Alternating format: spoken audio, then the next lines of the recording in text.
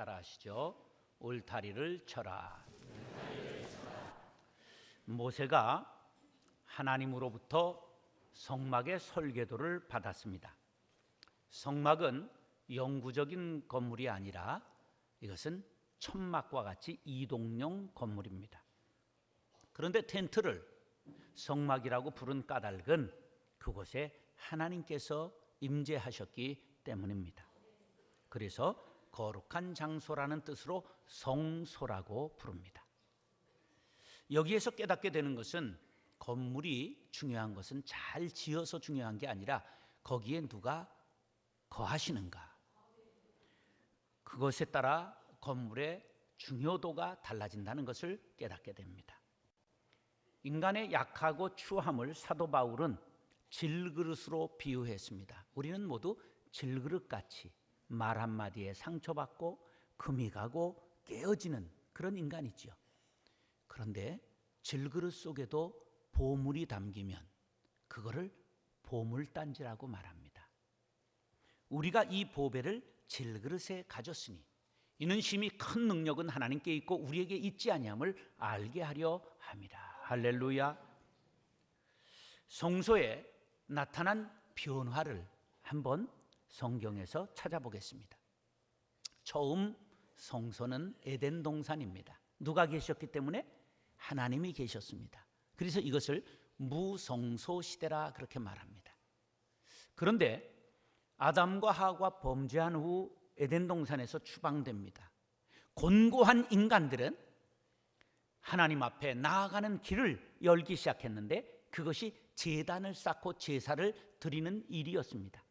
그래서 이것을 제단 성소 시대라고 말합니다. 가인과 아벨이 먼저 시작했습니다. 노아도 홍수 후에 제단 성소를 쌓았습니다. 그리고 이삭도 쌓았습니다. 놀라운 것은 바로 야곱이 제단 성소를 쌓았다는 것입니다. 야곱이 어떤 사람입니까? 죄인의 대명사요, 도망자였습니다. 그런데 하나님이 그 제사를 받으셨습니다. 하나님께서는 누구든지 재물을 가지고 나와 속죄하기만 하면 용서 다 하신다는 사실을 믿으시기 바랍니다. 그리고 모세의 성막 시대가 열렸습니다. 그 다음이 다윗의 장막 시대가 전개된 것입니다.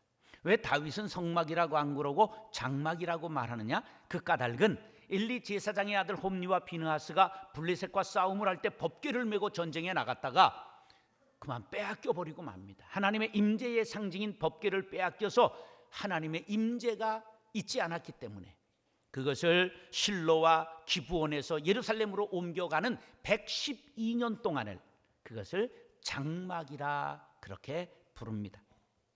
그 다음이 성전 시대입니다. 다윗이 준비한 재료를 가지고 솔로몬이 건축했습니다. 7년간 아름답게 건축했습니다. 그래서 솔로몬 성전이라고 말합니다. 그런 성전이 586년 느부갓네살의 그 바벨론의 느부갓네살에 의하여 파괴됩니다. 그리고 포로에서 돌아온 스룹바벨을 중심한 사람들이 BC 515년에 세웠기 때문에 두 번째 성전의 이름을 스룹바벨 성전이라고 말합니다. 그것이 BC 62년 로마의 폼페이우스 장군에 의하여 회파되었기 때문에 다시 헤롯 대왕이 46년에 걸쳐서 지었습니다.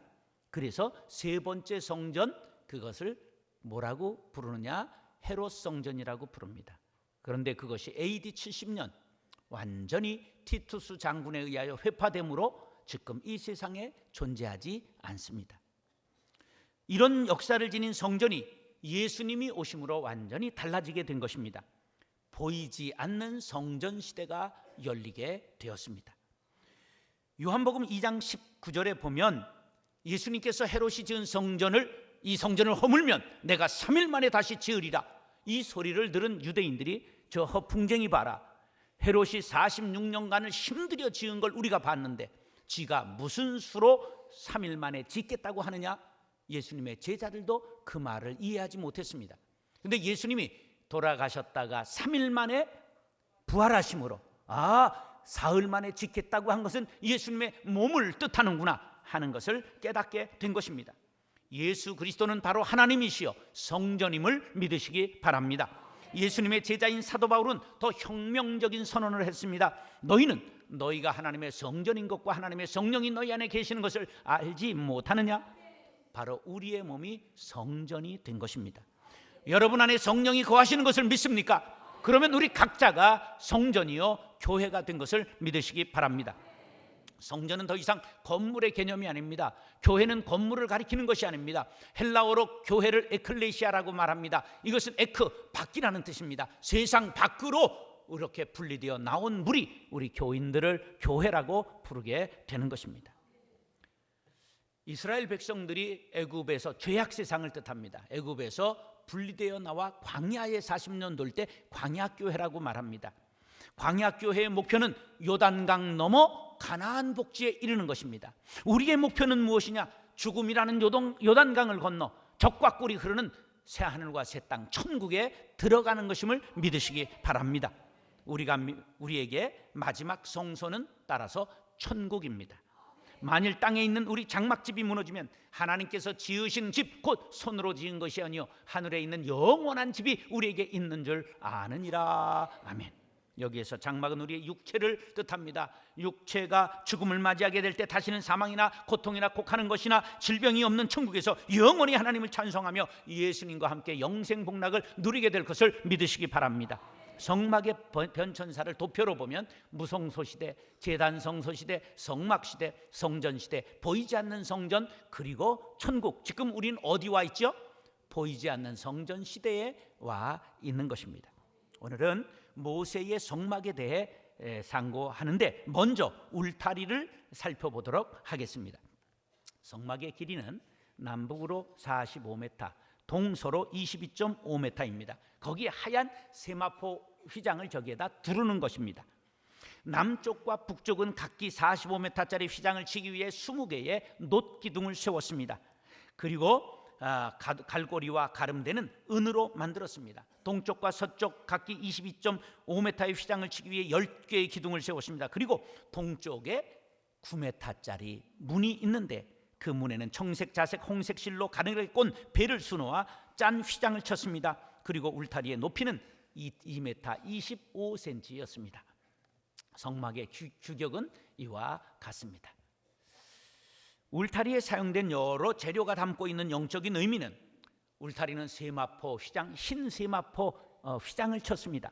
그것은 바로 예수 그리스도의 보혈로 죄 씻음 받은 우리를 바로 의미하는 것입니다. 60개의 기둥과 받침대는 놋으로 만들었는데 놋은 힘이 있지요. 심판을 의미합니다. 기둥과 갈고리와 가름대는 은으로 만들었습니다. 은은 구속의 은총을 의미합니다. 마지막으로 문의 휘장을 만들 때 청색, 자색, 홍색 실과 가늘게 꼰 배실은 바로 예수님은 우리의 문이 되십니다. 그런데 예수님의 아름다우심을 여러 색실로 표현하고 있는 것입니다. 이상과 같이 성막 울타리의 재료에 담긴 의미를 살펴보았습니다. 사랑하는 형제 자매 여러분, 이제 성막 울타리가 우리에게 주는 영적 교훈은 무엇인가를 상고할 때 큰 은혜 받고 주님의 품 안에 안기게 되시기를 예수님의 이름으로 축원합니다. 따라하시죠. 울타리는 안과 밖을 구별합니다. 옛 어른들이 이런 말씀 하셨어요. 돈 못 버는 남편이라도 버리지 말아라. 쥐 못 잡는 고양이라도 버리지 말아라. 썩은 울타리라도 허물지 말아라. 무슨 뜻일까요? 그 존재만으로도 유익하다, 그러한 뜻입니다. 능력 없는 남편이라도 있는 게 낫습니까? 없는 게 낫습니까? 있는 사람들은 고마운 걸 모르니까 아유 그까이 것 있으나 마나지 그러죠. 절대 아닙니다. 없는 분들에게 한번 물어보세요. 그래도 있는 게 나아, 그렇게 한결같이 말합니다. 있을 때 잘하시기 바랍니다. 늙어 쥐도 못 잡는 고양이일지라도 야옹 소리만 가지고도 쥐를 퇴치할 수 있기 때문에 버리지 말라는 것이죠. 울타리가 썩어도 있는 것과 없는 건 아주 다릅니다. 울타리가 없어서 도둑이 들어오면 주거 침입죄에 해당되질 않습니다. 울타리가 있는데 넘어오면 주거 침입죄에 해당이 되는 거죠. 울타리는 안과 밖을 구별하는 역할을 합니다. 성막의 울타리는 세속과 신앙 세계를 구별합니다. 울타리 밖의 세상은 죄와 사망이 지배하고 마귀가 왕노릇합니다. 울타리 안은 하나님이 다스리시고 생명과 평안이 넘칩니다. 울타리 밖은 죄, 저주와 심판이 있습니다. 울타리 안에는 복과 위로가 있는 것을 믿으시기 바랍니다. 울타리 밖은 지옥이요 안은 천국입니다. 울타리를 통하여 알곡과 쭉정이가 구별되고 양과 염소가 구별됩니다. 그러므로 구원받고 생명을 얻기를 원하는 자는 울타리 안으로 들어와야 됩니다. 교회 안으로 쑥 들어오시기 바랍니다. 어떤 사람들은 나는 울타리를 자주 바라다 본다 이렇게 말합니다. 그건 소용이 없습니다. 나는 교회에 대해 관심이 많습니다. 우리 아내가 꼬박꼬박 새벽 기도 가서 나를 위하여서 기도합니다. 나도 예수에 대해 조금은 압니다. 우리 어머니가 믿음 좋은 권사님이셨습니다. 그것은 아무 소용이 없습니다. 울타리를 쳐다보았다는 말이지요. 울타리는 100년을 쳐다보아도 구원에 이르지 못한다는 것을 기억하시기 바랍니다. 9절 시작. 너는 성막의 뜰을 만들지니 남쪽을 향하여 뜰 남쪽에 너비가 100규빗의 세마포 휘장을 쳐서 그 안쪽을 당하게 할지니. 세마포 휘장을 친 목적은 그 안에 들어와서 하나님 앞에 제사를 드리라고 하는 것입니다. 자신의 죄와 허물을 가지고 울타리 안에 들어올 때 하나님께서는 죄물을 태워드리는 제사를 기뻐 받으십니다. 흰 세마포 휘장과 같이 죄를 깨끗이 용서해 주시는 것입니다. 그런데 죄 지은 것을 괴로워하면서도 사람들이 들어오지 않고 서성거리다가 죄를 반복해서 짓는 사람은 용서받지 못하고 심판에 이르는 것입니다. 이런 사람은 슬피 울며 이를 갈게 될 것입니다. 우리가 교회에 나오는 것이 별것 아닌 것 같이 보여도 안과 밖은 천국과 지옥으로 갈라진다는 사실을 믿으시기 바랍니다. 계시록 11장 1절로 2절입니다. 시작. 또 내게 지팡이 같은 갈대를 주며 말하기를 일어나서 하나님의 성전과 제단과 그 안에 경배하는 자들을 측량하되 성전 바깥 마당은 측량하지 말고 그냥 두라. 이것은 이방인에게 주었은즉 그들이 거룩한 성을 42달 동안 짓밟으리라. 성전 바깥 마당은 뭐 하지 말라고요? 측량하지 말아라. 구원과 상관이 없다는 뜻임을 기억하시기 바랍니다. 무서운 경고입니다. 사랑하는 형제 자매 여러분, 성막 안으로 깊숙이 들어오십시오. 그리고 죄사함 받고 주님의 품 안에 안겨 영생 복락을 누리게 되시기를 예수님의 이름으로 축원합니다. 따라하시오. 울타리는 안전과 보호를 의미합니다. 성막에 휘장을 쳐서 안과 밖을 구분했습니다. 울타리 안에 들어오면 생명을 보호받고 안전하게 거할 수 있게 됩니다. 그럼에도 불구하고 사람들은 안에 들어오는 것을 꺼립니다. 왜냐하면 속박받는 것을 싫어하기 때문입니다. 울타리 안에 들어오면 부자유하다고 생각합니다. 아닙니다. 거기 안에 들어오면 생명을 보존받고 자유를, 참된 자유를 누리게 될 것입니다. 우리나라 전통에 솥대라고 하는 것이 있습니다. 저 솥대 위에 뭐가 달려있죠?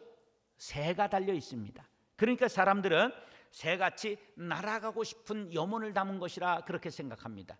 그러나 솥대의 유래는 잘 알지 못합니다. 솥대는 삼한시대에 신을 섬기던 바로 소도에서 유래되었는데, 소도를 표시하려고 세워놓은 막대가 솥대입니다. 세워놓은 나무라는 뜻이죠. 마한에서는 소도에 솥대를 걸어놓고 1년에 한두 차례 천신에게 제사를 드렸습니다. 하늘의 신에게 제사를 드렸습니다.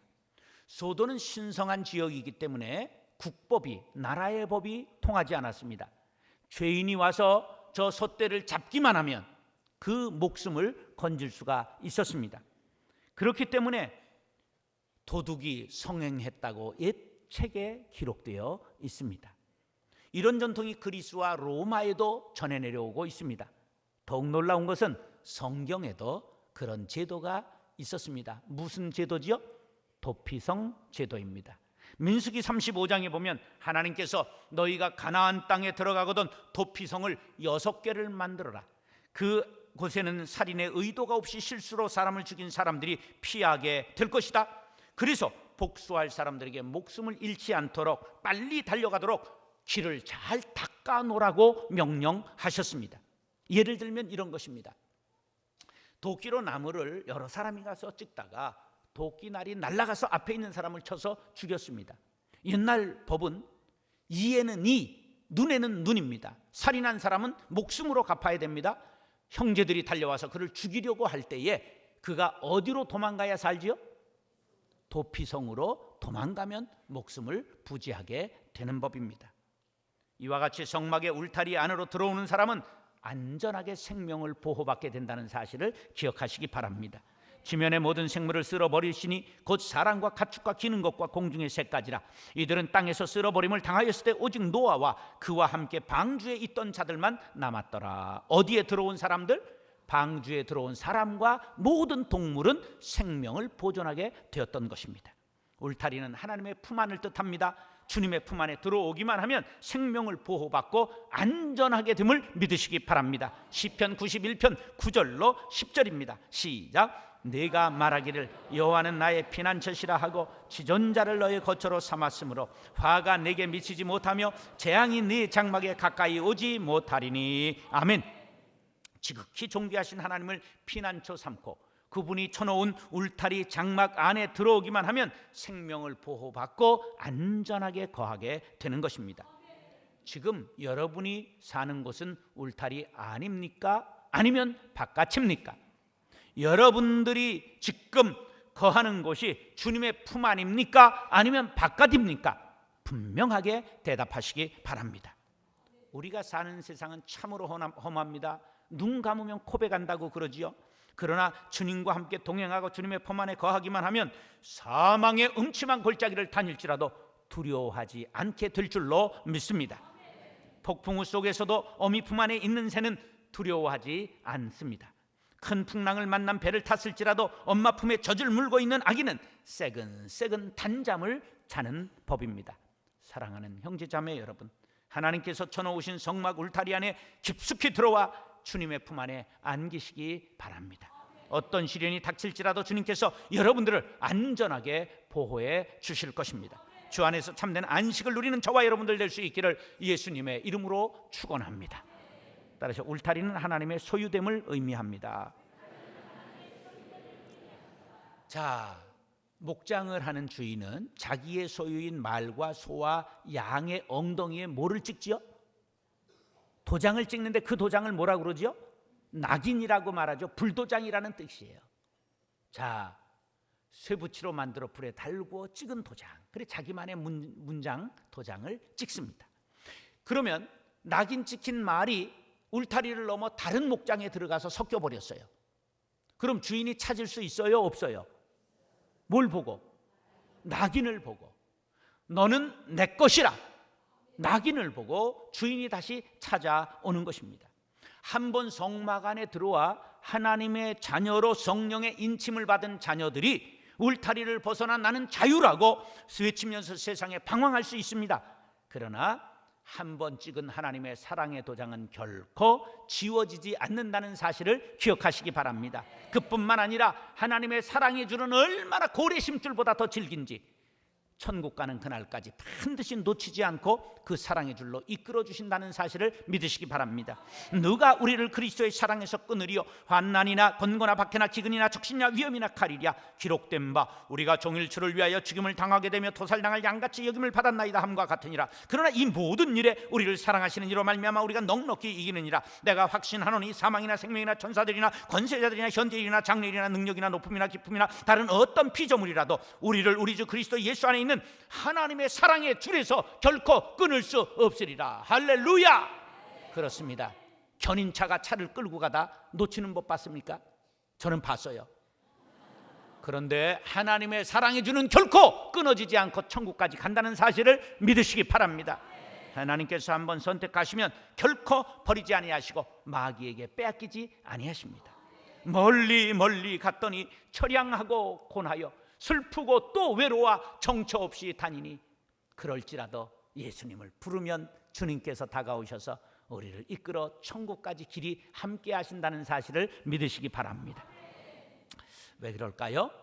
제가 이것을 묵상하다가 하나님께서 소유에 대한 집착증이 있으시다 그런 걸 생각했어요. 어린아이들 중에 자기가 가진 물건에 집착증이 있어서 지금 초등학교 들어가는데도 인형 들고 가는 아이들, 그렇죠? 어디 갈 때 꼭 가방을 끌고 가는 아이들, 이불보를 나이가 들어 여행 갈 때도 꼭 갖고 가야 잠이 오는 아이들, 자기가 뱉던 베개를 갖고 가야 그 냄새 맡고 자는 아이들, 왜 이렇게 집착을 하냐? 그런데 하나님의 집착은 이거보다 더 강하다는 것입니다. 하나님은 우리 택한 자녀를 사랑하시되 끝까지 사랑하시고, 아들을 우리를 위하여 이 땅에 보내주시고, 우리의 죄를 대신해서 십자가 지시고, 주님이 피 흘려 돌아가시기까지 우리를 붙들고 계심을 믿으시기 바랍니다. 왜 이렇게 하셨을까요? 하나님께서 소유된 백성을 사랑하셨기 때문이라고.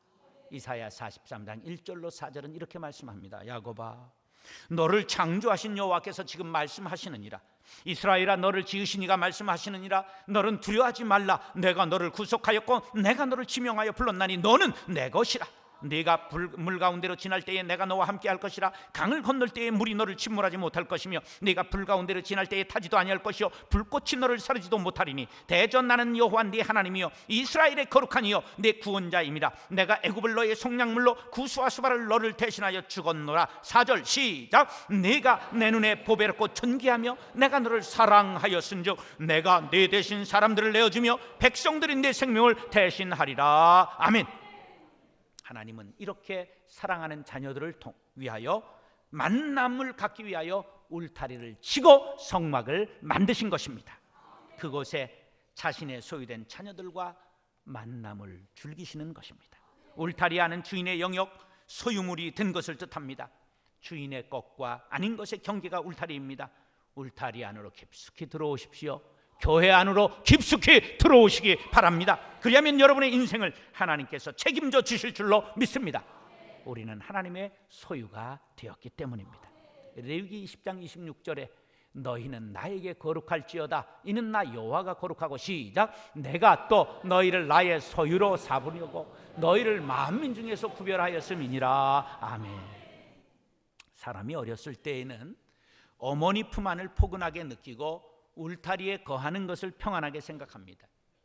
그러다 사춘기에 뿔이 나기 시작하잖아요. 어머니의 품 안을 벗어나 이성을 그리워하며 울타리를 갑갑하게 생각하고 벗어나자고자 몸부림을 칩니다.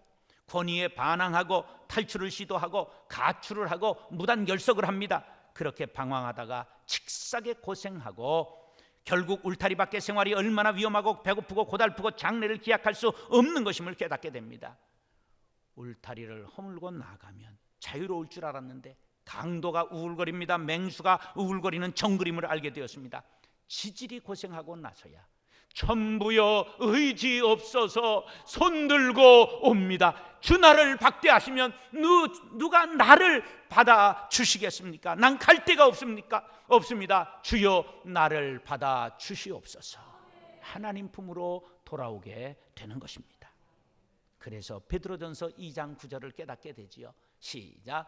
그러나 너희는 택하신 족속이요 왕같은 제사장들이요 거룩한 나라여 그의 소유가 된 백성이니, 이는 너희를 어두운 데서 불러내어 그의 귀한 빛에 들어가게 하신 이의 아름다운 덕을 선포하게 하려 하심이라. 아멘. 우리는 하나님께서 택하시고 자신의 소유 삼으신 백성입니다. 하나님의 소유된 백성들을 모아놓으신 울타리가 바로 우리의 교회인 줄로 믿으시기 바랍니다.